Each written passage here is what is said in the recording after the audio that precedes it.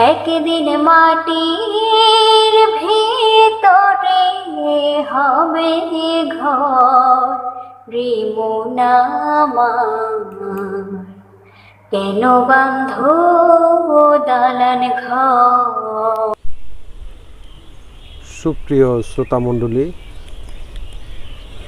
আপনি নিজে মকরুম হয়ে আছেন কিনা আজকের প্রসঙ্গ নিয়ে আপনাদের মাঝে হাজির হয়েছি। আমার এই অডিও আর্টটি শেষ পর্যন্ত শোনার আহ্বান রেখে আমি মূল আলোচনায় ফিরে যাচ্ছি। জগতের বুকে দুই মনোভাবা সম্পন্ন লোকজন বসবাস করেন বলেই আমরা দেখে আসছি। এক বিবেকধারী বা বিচার বুদ্ধি এবং অপরটি ইচ্ছাধারী বা মন গড়া বা স্বৈরাচারী। আরও সহজ করে বললে দাঁড়ায়, এক প্রকৃতি যে স্বভাব বা মোটিভে প্রবাহমান তার আলোকে, অপরটি নিজ স্বার্থ, ইচ্ছা, খায়েশ, বাসনা ও মন গড়া, যা এক কথায় স্বৈরাচারী বা নিজেই আচার তৈরি করে চলেন এমন আর কি। ধর্মীয় গ্রন্থমতে প্রকৃতিতে মনোভাবা সম্পন্ন সত্তা যারা, তারা বিশ্ব নিয়মকে স্বাগত জানিয়ে এবং তার মর্যাদা বুঝে মানবজাতিকে আহ্বান করে থাকেন বা থেকেছেন। তবে প্রকৃতিময়তা সত্তাগুলোর আদর্শকে ঈশ্বর, গড, ভগবান বা আল্লাহ বলে জগতে স্বীকৃতি দেয়া হয়েছে এবং নবীগণ মানব জাতিকে সেই দিকে আহ্বান করে গেছেন যাকে আমরা বলি বিশ্বের সকল সৃষ্ট জীব, যারা আল্লাহতে সর্বদাই সেজদারত থাকে। একটা সময় পৃথিবীতে জ্ঞানী, গুণী, ধ্যানী, মণি, ঋষি, যোগীদের নিয়ে সমৃদ্ধপূর্ণ ছিল এই পৃথিবী, কারণ তখন প্রকৃতিতে ভরপুর ছিল এই পৃথিবী। নদী, নালা, খাল, বিল, গাছ গাছালি, পোকা মাকড় কিংবা পশু পাখিতে সমৃদ্ধিতে পূর্ণ ছিল এই পৃথিবী।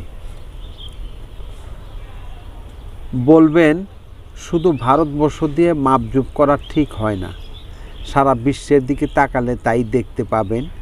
আর এই প্রকৃতি সৃষ্টি করেছেন প্রকৃতিময়তার মানুষগুলো: লালন, হাসন রাজা, পল্লীকবি জসিমউদ্দিন, গোলাম মোস্তফার মতো গীতিকবি আর বিজ্ঞান চিন্তাশীল যারা, তারাও পরিপূর্ণ ছিল এই ভূখণ্ডে।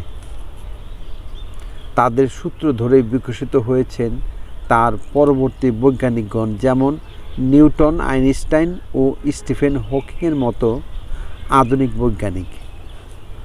আমাদের এই উপমহাদেশে বাংলা ভাষাভাষীর কিছু কবি, যেমন সাইজি লালন এবং বিদ্রোহ কবি কাজী নজরুল ইসলাম, আরবি ভাষায় রচিত ধর্মের অনেক জটিল ও সুপ্ত গুপ্ত বিষয় যা তাদের রচনাবলিতে সহজবোধ্য করে তুলে এনেছেন। আমাদের মতো ছোটোখাটো লেখকদের অনেক সুযোগ করে দিয়েছেন আজকের এই সাহিত্য রচনায়। যেমন রোজা বলতে শুধু মানুষ জানেন শুবে সাদেক হতে সূর্য অস্তকালীন সময় পর্যন্ত পানাহার থেকে বিরত থাকা।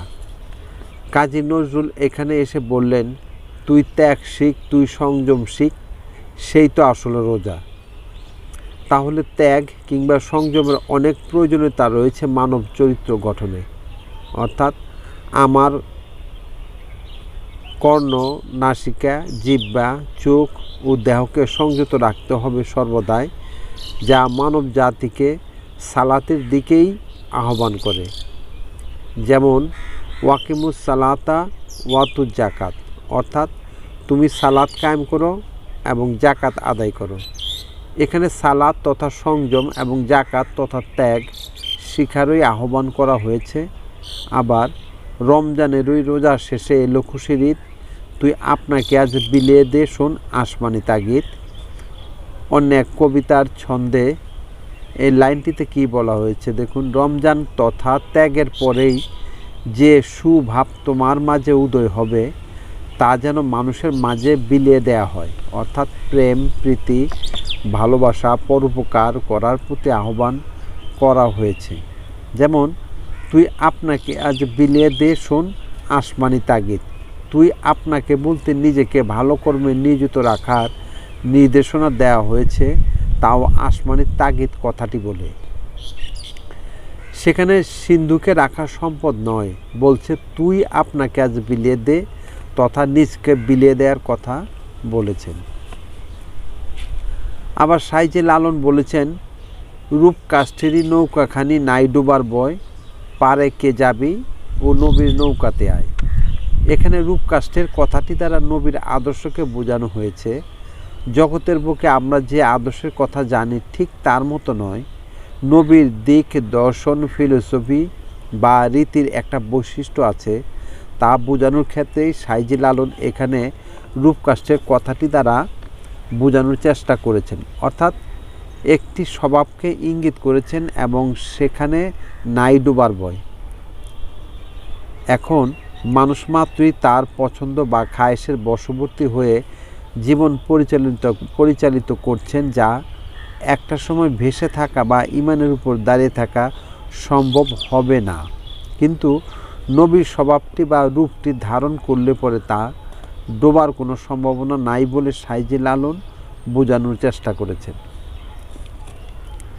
যাই হোক, ধর্মের আক্ষরিকগত বিষয়গুলি তারা বাংলা সাহিত্যে এনেছেন বলেই প্রকৃত ধর্মটি আমাদের বোঝার জন্য সহজ হিসাবে কাজ করছে। তাই তাদের চরণে আমার শতকোটি ভক্তি রইল। এবার কবিগুরু রবীন্দ্রনাথ ঠাকুরের কবিতার একটি অংশ আলোচনা করে আপনাদের নিয়ে আবার মূল আলোচনায় ফিরে যাব। রবি নিম্নের কথাটির সাথে স্রষ্টার প্রতি একটি নিবেদন করে গেছেন, যা সকল মানুষের মনের কথাই ফুটে উঠেছে। ঠাই নাই ছোট সেতরি, আমারই সোনার ধানে গিয়েছে ভরি। শ্রাবণ গগন ঘিরে ঘন মেঘ ঘুরে ফিরে, শূন্য নদীর তীরে রহিল পরি। যাহা ছিল নিয়ে গেল সোনার তরী।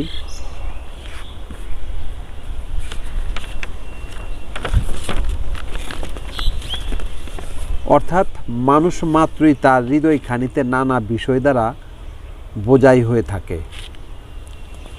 একটা সময় নানা বিষয়ের মধ্যে পড়ে মানুষ হাবুডুবু খায়, যা নিদানের সময়টিতে একটু কুল বা দাঁড়াবার জায়গাটিও সে পায় না। তাই কবিতাটির ভিতর স্রষ্টার প্রতি তার করুণ আর্তনাদেরই ভাব ফুটে উঠেছে, যা অনেকের জীবনেই ঘটে থাকে বলে দেখা যায়। এখন এই দুই মনোভাবা সম্পন্ন লোক কাদের কি আদর্শ বৈশিষ্ট্য এবং কর্মচিন্তা, আসুন আমরা একটু আলোচনা করে নেই। ধর্মে একটি কথা এসছে, সকলেই আদমকে সেজদা করলেন একমাত্র মকরুম ছাড়া। এখানে আদম এবং মকরুম দুটি চরিত্র আমরা দেখতে পাই, অর্থাৎ আদম তথা প্রকৃতময় স্বভাব যার ভিতর নিহিত, এবং মকরুম তথা ইচ্ছা স্বাধীন খায়েশ স্বার্থ বা মন গড়া বা স্বৈরাচারী স্বভাবকে ইঙ্গিত করা হয়েছে। যেমন জ্ঞান চৈতন্য এবং বিশ্ব প্রকৃতির স্বভাবের পক্ষ থেকে ঘোষণা করা হলো, হে মকরুম, তুমি আদমের কিংবা প্রকৃতির স্বভাবের উপর সেজদা করো বা দাঁড়িয়ে যাও, কিন্তু মকরুম তা করলেন না। তাহলে মকরুম আমরা তাকেই বলবো যারা প্রকৃতির স্বভাবের উপর দাঁড়াতে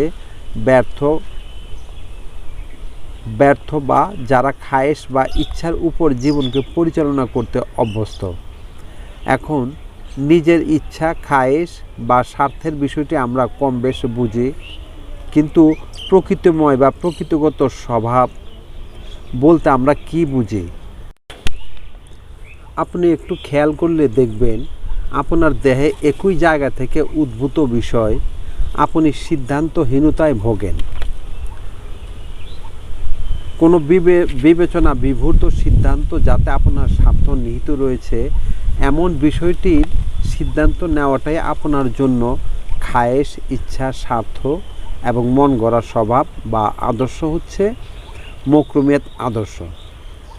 আর উক্ত বিষয়টি যদি বিবেচনাধীন হয়ে সিদ্ধান্তে আসতে পারেন যেখানে আপনার ক্ষতি বা লসেরও সম্ভাবনা রয়েছে, এমন সিদ্ধান্তের উপর অটল থাকার নামই প্রকৃতময় কিংবা প্রকৃতিগত আদর্শ বা তাকে আমরা আদমীয় স্বভাব বা আদম বলে চিহ্নিত করতে চাচ্ছি। কিন্তু মানুষ মাত্রই নিজ স্বার্থ কিংবা লাভের জায়গাটি থেকে সরে আসতে পারেন না বা ইচ্ছা করে আসেন না। তারাই মূলত মকরুমীয় স্বভাব বা চরিত্রে আছেন।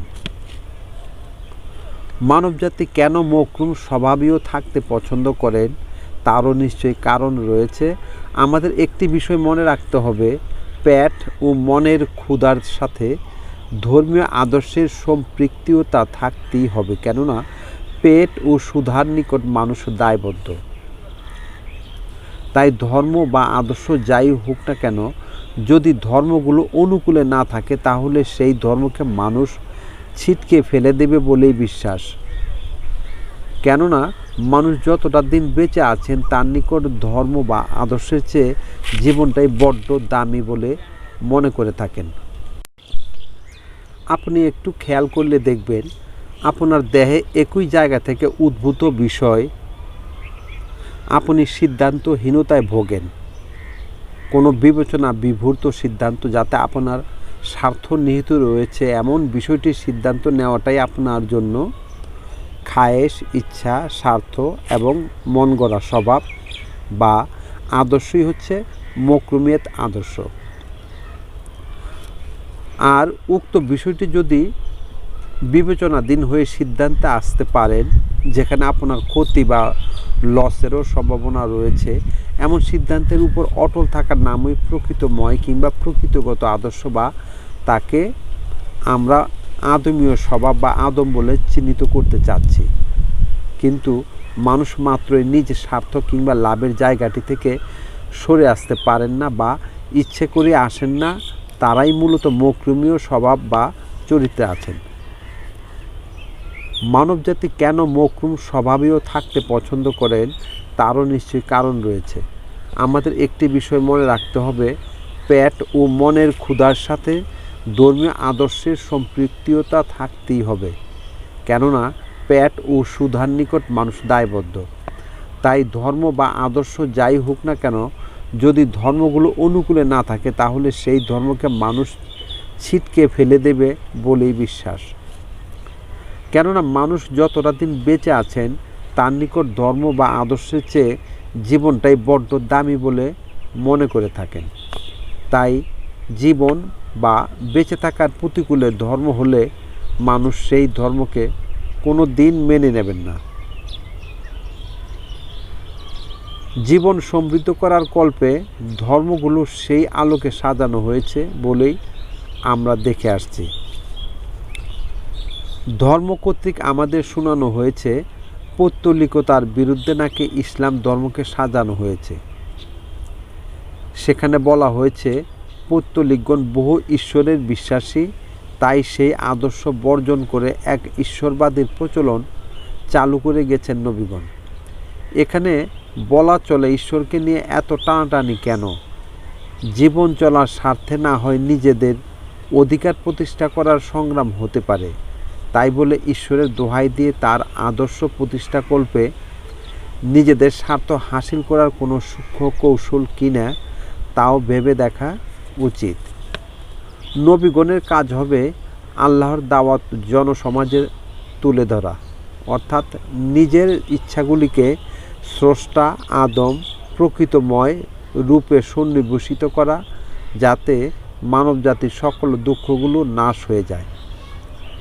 এটা কোনো জোরের বিষয় নয়, তার একক মতামত ও ইচ্ছার প্রতিফলন ঘটতে হবে। হযরত আদম আলাইহিস সালামের বেলায়ও মকরুমের উপর আল্লাহ কোনো জোর খাটাননি। তাকে বলা হয়েছিল তুমি আদমকে সেজদা করা উচিত, অর্থাৎ তোমার আদমকে সেজদা করা উচিত। সেখানে মকরুম আদমকে শুধু সেজদা করেনি, আর সকলেই আদমকে সেজদা করেছিলেন। আমরা আজও তার প্রমাণ পাই সৃষ্টি জগতের দিকে তাকালে। যেমন সৃষ্টির সকলেই একটা নিয়ম মেনে চলেছেন, এখন মানবজাতি তারা ইচ্ছা শক্তিটি পাবার ফলে নিয়মের অধীন হতে চান না, ঠিক যেমনটি মকরুম দেখাতে ব্যর্থ হয়েছিলেন। তবে মকরুম সেজদা না করার পক্ষে এবং আদম সেজদা নেয়ার পক্ষে কথাটির কারণ নিয়ে ইতিপূর্বে ব্যাখ্যা করা হয়েছে, তারপরও পুনরাবৃত্তি করছি। আদম বা আদমীয় স্বভাবটি হচ্ছে ঈশ্বরময়, প্রকৃতময় বা মহানিয়ম, বা যা মানব জাতিকে চিরন্তন সত্য ও সুন্দরের দিকে আহ্বান করে। আর মকরুম বা মকরুমিয়াত স্বভাবটি ইচ্ছা, মন গড়া, খায়েশ, বাসনা ও স্বৈরাচারী ভিত্তিক। এখানে মানুষ অসত্য, অনিত্য, নশ্বর ও অশান্তির দিকেই মানুষকে নির্দেশনা দেন। মানব জাতি আদিকাল থেকে অশান্তিতে নিমজ্জিত হয়ে আছেন কিংবা থাকবেন, তার প্রমাণ আশায় বুক বাঁধে পরকালের স্বর্গটি পাইতে।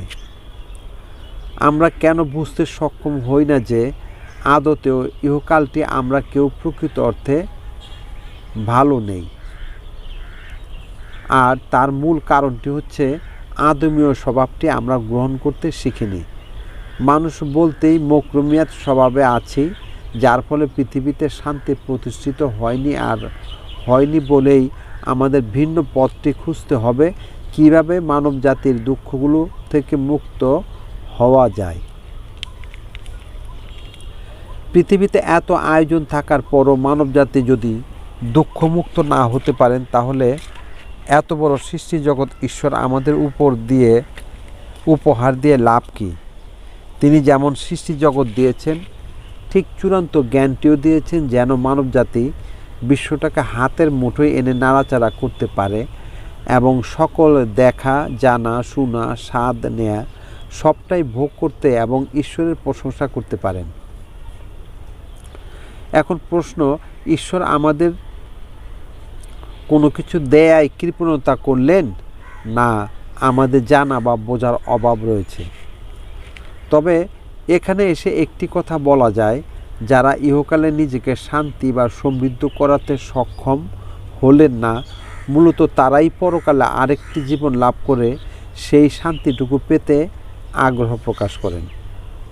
যেমন ইহজগতে মানবজাতি চান অনন্তকাল বাঁচতে, চিরদিনের জন্য যৌবন ধরে রাখতে, অসংখ্য নারী সঙ্গ পেতে এবং সর্বসময়ের জন্য দুঃখমুক্ত জীবন পেতে।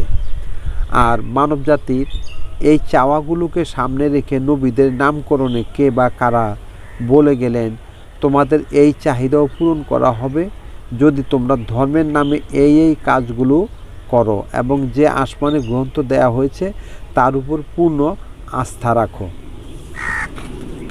এখন আমরা এখনো কথাগুলি সরাসরি ভক্তিচিত্তে মেনে নেব, না বিচার বিশ্লেষণ করে দেখব আসলে কথাগুলোর ভিতর কতটা সত্যতা নিহিত আছে? তবে একটি কথা আগাম জানিয়ে রাখি, তা হচ্ছে যারা আল্লাহর প্রকৃত নবী তাদের বিপক্ষে কলম ধরার কেউ নেই। আবার থাকলেও টুডে টুমোরো তাকে নবীদের ফিলোসফির নিকট হেরে যেতে বাধ্য। কিন্তু তাদের দেয়া বক্তব্যের মাঝে দুর্বল, অস্বচ্ছ ও অবৈজ্ঞানিক কথা ঢুকানো হলো কিনা তা পরখ করা বোধ করি অপরাধ হবে না। যেমন পরকাল বিষয়টি আমাদের ধর্মীয় সমাজ ব্যবস্থায় একটি গুরুত্বপূর্ণ অধ্যায়। মানবজাতি বলতেই পরকালের এই মহেন্দ্রক্ষণের অপেক্ষায় সারাটি জীবন, একছত্র জীবন অতিবাহিত করে আসছেন। যদি পরকালটি হয়ে যায়, তাহলে এই একছত্রীয় জীবনটির বিনিময়ে হয়তো স্বর্গ তথা ৭০টি হুর, চিরযৌবন এবং মৃত্যুহীন জীবন উপহার হিসেবে প্রাপ্তি ঘটার সুবর্ণ সুযোগ। আর যদি পরকাল বলে কিছু নাই ঘটে, তাহলে সবার অবস্থা যা একজন পাকাপোক্ত ধার্মিকের অবস্থাও তাই হবে, ঠিক সংশয়বাদীরা এমনটি মনে করে থাকেন। পরকাল বলে কিছু হবে কি না, আর না হলে পাঠকগণ দাবি তুলবেন, তা বিশ্বাস করব কিসের ভিত্তিতে? কথাগুলো নিতান্তই সত্যি যে পরকাল বিষয়টির উপস্থাপক হিসাবে নবীগণের নামকরণ করা হয়েছে, সেই সূত্রে তার সমাধান আসা আমাদের পক্ষে সম্ভব কিনা। যেহেতু আমরা তো আর কেউ নবী নই, তাহলে কি আমরা এখান থেকে চিন্তা শক্তি সরিয়ে নিব, না সৃষ্টি দর্শন দিয়ে তার উত্তর দিকে এগিয়ে যাব? আমার অডিও আর্টটি ধৈর্য সহকারে শোনার জন্য ধন্যবাদ সবাইকে।